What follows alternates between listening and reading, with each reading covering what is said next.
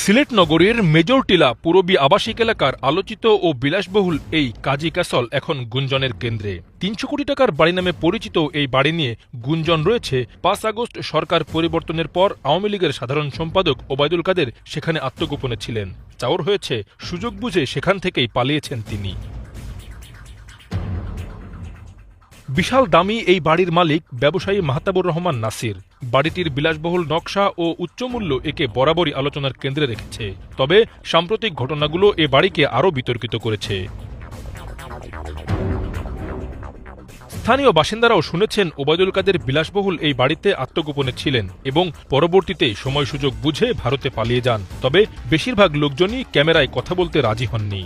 আওয়ামী লীগের সাধারণ সম্পাদক ওবায়দুল কাদের যে ৩০০ কোটি টাকার বাড়িতে ছিল আমরা শুনছি, ওই বাসায় তো ঢুকা যায় না, বরং আমরা দেখি না, মানুষের মুখে শুনেছি ওই জায়গায় উনি আসা যাওয়া করে বা ওই জায়গায় থাকে। ভাই আমরা শুনছি ওবায়দুল কাদের ৩০০ কোটি টাকার মালিকের বাড়ি, আমরা এই মাত্র জানি না, আমরা তো বাদে শুনলাম আনতে বলে গেছেন গিয়া তারা, এরপরে আমরা খবর পাইছি আসলাম।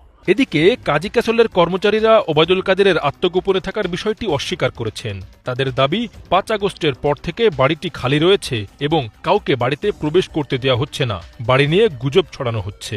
এটা মিথ্যা, কারণ ৫ই আগস্টে যে আমরা এখানে ডিউটি ছিলাম, আমাদের এখানে এমনকি এখানে অনেকে মানুষ আছে হামলা করেছে, আমরা যে হচ্ছে খুব আতঙ্কের মধ্যে, কারণ এখানে তো আসা কোনো প্রশ্নই ওঠে না। আমরা যে ডিউটি ছিলাম এই বাড়িতে কেউ থাকে না, তো আমরা যে বর্তমান আছে কাজের মানুষ, আমরা তো এখান থেকে আসি না। এটা গুজব ছড়ানো হয়েছে, কারণ এখানে কেউই থাকে না, এই বাসা পুরোটাই খালি, শুধু এখন আমরা কর্মীরা থাকি যারা কাজ করি এখানে সিকিউরিটি। ৫ই আগস্টের সময় যখন মনে করেন সন্ধ্যার কাছাকাছি, ওই সময় অনেকেই হেলমেট, তারপরে আপনার মুখে রুমাল বেঁধে হেলমেট পরে অনেকে এখানে আসছে, এখানে আক্রমণ করার জন্য, দেখার জন্য। তা আমরা বলছি যে ঠিক আছে আপনারা আসেন, ১০ জন আসেন, এসে দেখে যান, থাকে আপনারা দেখে যান। ওনারা বলছে ঠিক আছে আপনাদের কথা আমরা বিশ্বাস করছি, তো আমরা চলে আসছি। পরে চলে গেছে ওনারা, এমনি কোনো পুলিশের লোক বা কোনো সরকারি বা কোনো কর্মকর্তা এমনি কেউ আসে। এরপরে তো একবারে খাওয়া করছে, একবারে বুয়া।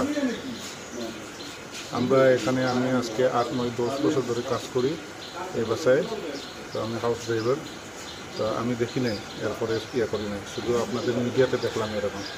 তো এখানে বুঝলাম অতটুকু আপনারা গুজব ছড়ানো যায় মানুষের, এটা প্রথম দেখলাম। এটা ভাই একবারে ফাও গুজব করেছিল, গুজব ছড়াইছে, এটা একবারে ফাও,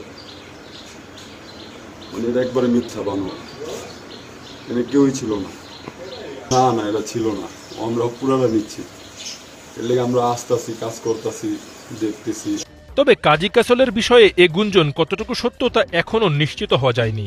বিষয়টি তদন্তের দাবি রাখে বলে মনে করছেন সংশ্লিষ্টরা। কিন্তু সরকার পরিবর্তনের ৩ মাস পর কিভাবে ওবায়দুল কাদের পালিয়েছে তা নিয়ে প্রশ্ন তুলেছেন স্বয়ং হাইকোর্টও।